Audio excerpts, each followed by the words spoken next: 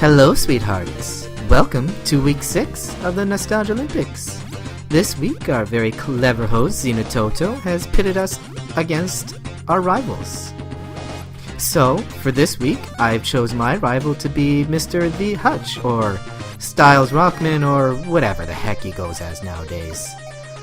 I'm playing this game called Crazy Creatures. It's a neat little puzzle game on the Nintendo system in which you have to make lines of these creatures, and I guess they're crazy in some way. So if you clear the entire board, you get a nice little 500 bonus there at the end, and for every empty space you get some amount of points. This is a pretty fun game actually, and was an unlicensed game. You know, there are very few unlicensed games that were actually any good. Now there were a lot of just plain old unlicensed games. You know, that very famous one, Action 52. It's, oh god, that one was just terrible. This game's pretty good though. It's lots of fun. I enjoy it. It's kind of a precursor to Bejeweled, maybe.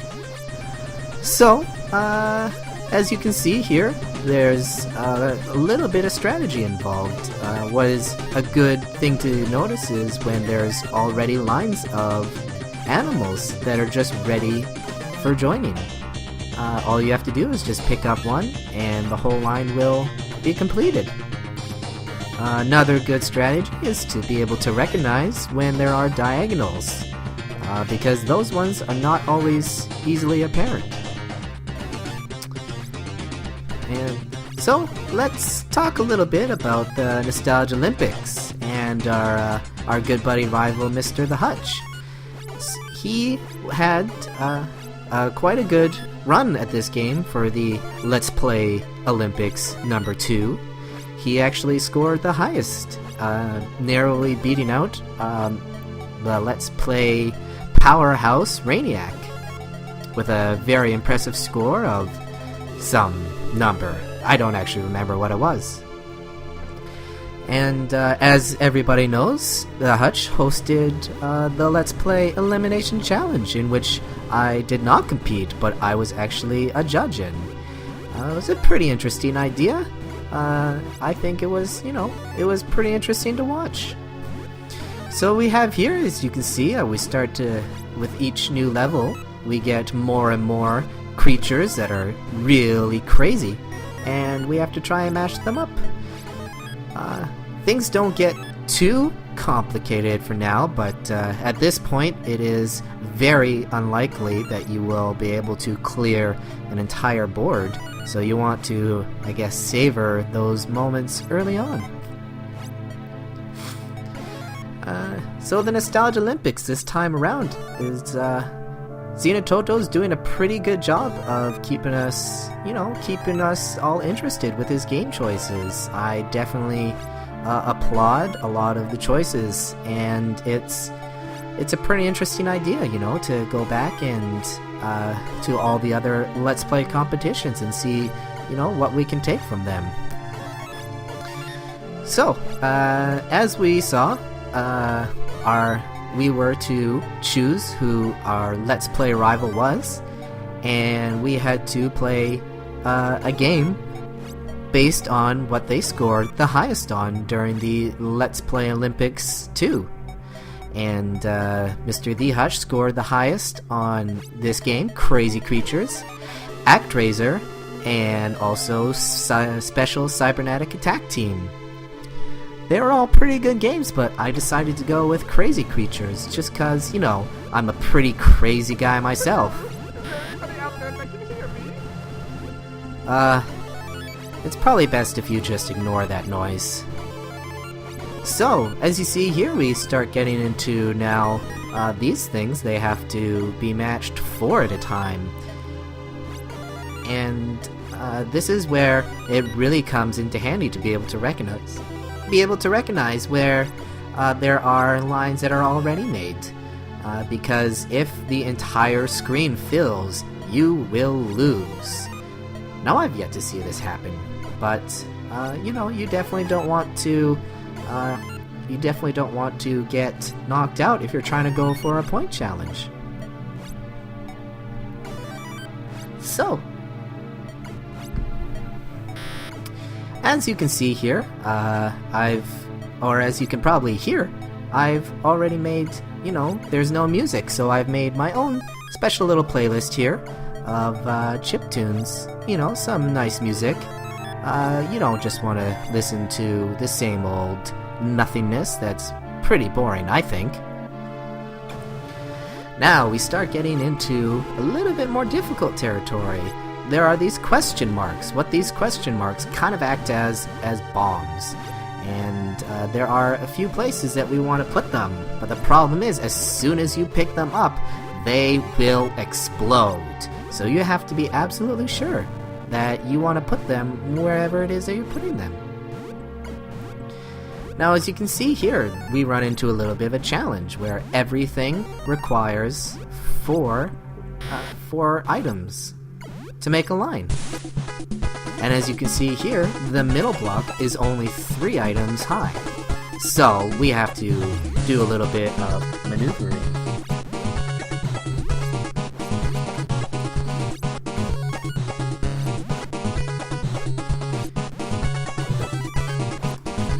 So this stage is actually, probably one of my least favorite in the game, just because everything is so tight. And in fact, all of the stages that are really tight, I just absolutely hate.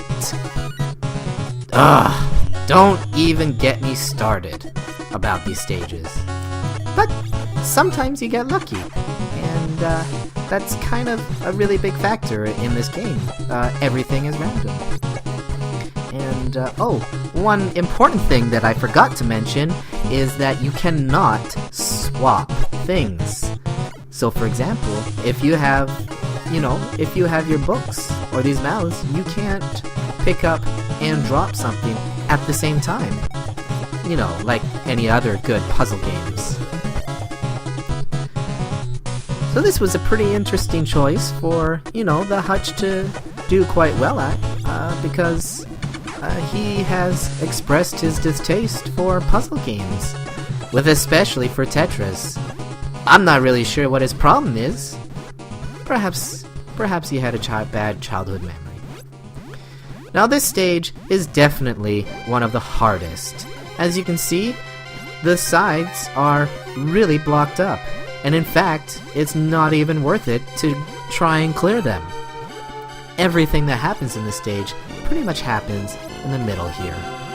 So that's where we're going to focus all of our energy. It gets to be pretty tough when things keep flying in right where you're trying to put new creatures. But in the end, we managed to do pretty well, I think.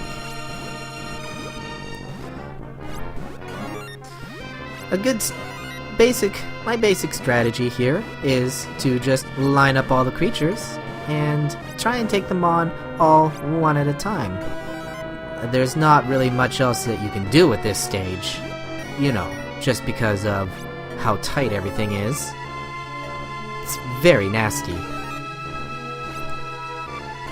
Now that everything's cleared though, or we're gonna have no more creatures that are going to be joining, we are going to do our best to clean up. I noticed that I ran out of these blue faces, which is something that is very tricky to try and keep track of, is how many of a certain creature you have left.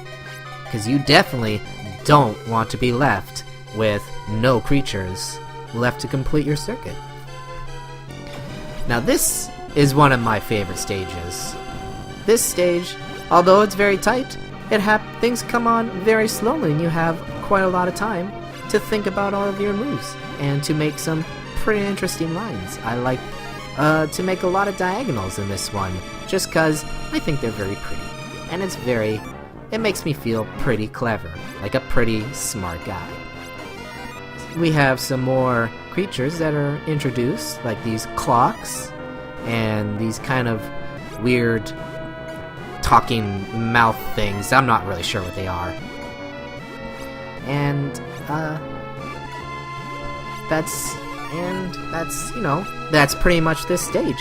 there's not really a whole lot to be talking about with this game, but, you know, that's, I suppose, the nature of any puzzle game that we play for the Nostalgalympics. It's always a struggle to think of things to say.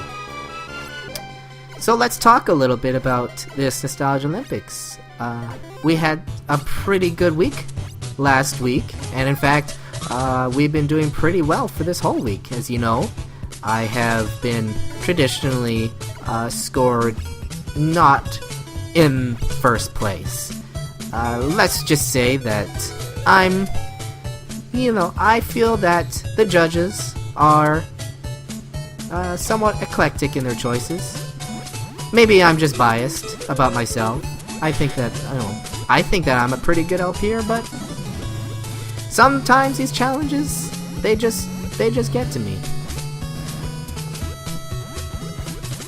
So we have here, first stage, that we introduce humans into the mix. And with these humans, we have to match a whole 5 of them. This can be a little bit tricky when we get to these narrow stages where there is only 5, it is only 5 width high. So we have to be very careful when we're lining things up that we don't lose out on some space, but we do pretty well here, I like to think. And a good trick is also, as we saw last stage, if you notice that you can't make any more lines, you just hold down the B button, and that speeds up the timer a little bit. It's a good way to, just so we don't have to sit around. This is the first stage that things start to get really crazy here. We got humans, we got cats, we got all sorts of manner of things.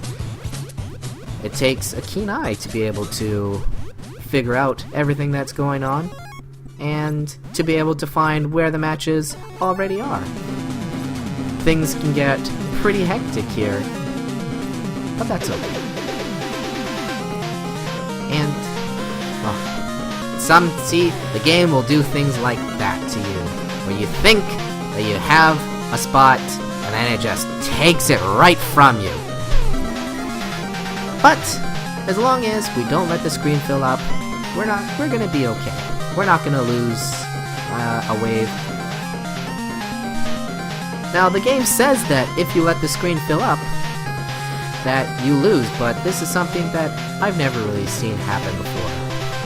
I practiced quite a lot for this week to try and be able to beat the Hutch's score, but I've never seen myself let the screen entirely fill up. So, if you wanted to try and give this game a try yourself, don't be intimidated. It's actually pretty fun, and like I said, completely unlicensed, but still pretty good.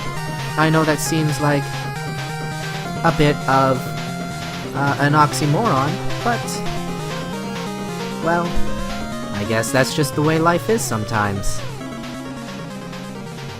Now, this stage is probably the hardest one, at least as far as we were able to get to in the time frame. You have to be definitely on the ball with catching those lines as they get made. Otherwise, you will let the screen fill up before you're even able to move anything. You want to make as many lines with the human faces as possible, and leave the dogs and the cats till the end. Because once you clear out the human faces, then that leaves you with 5 whole more spaces or more for you to move things around and for new creatures to join in on the fun.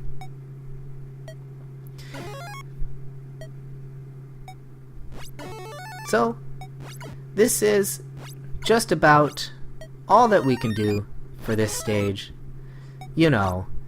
These stages with all these sorts of nooks and crannies, they can get to be a little bit troublesome when you're trying to fill up or get to things, because as you see, your cursor here actually gets stopped by the walls.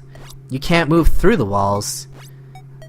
You have to move around them, which causes some interesting problems for when you're trying to move creatures from the corners. So we're coming up right to the end of the game, and this is really the last wave that we're going to be able to get to. Oh, please, somebody help me. Fresno keeps me in his basement and it's oh so ever cold in there. Now god damn it. How did you get out of there? Oh, please, sir. It's been ever so lonely since you forgot about me. Just please, can you please let me come out and do... Oh, I do declare, that is a rather large gun you have there, Fresno. What do you think you're doing?